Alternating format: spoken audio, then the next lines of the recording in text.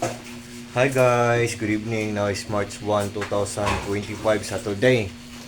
Guys, sa video ko to, ipiplex ko ang aming wooden tree shape mug na holder. Ihang mo na lang ang yung mga mugs natin para ma-organize siya. Tapos ang mura-mura lang guys. Tingnan nyo guys oh. Oh, 'di ba? So, pag ganito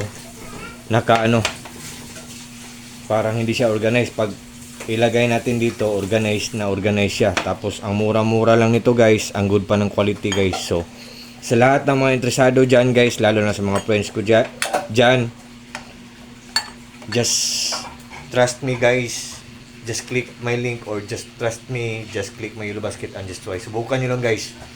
Pag nag-order kayo guys, for sure hindi kayo mag-regret. For sure talagang hindi kayo maghihinayang kasi good talaga ang quality, tapos mura lang, affordable lang, at hindi kamahalan. So once again guys, wooden tree shape na mug hanging holder. Yan. So nandyan sa guys, Yellow Basket ko or sa link ko. So I think for this time guys, hanggang dito muna tayo. Bye bye guys. Bye bye TikTok. Good evening.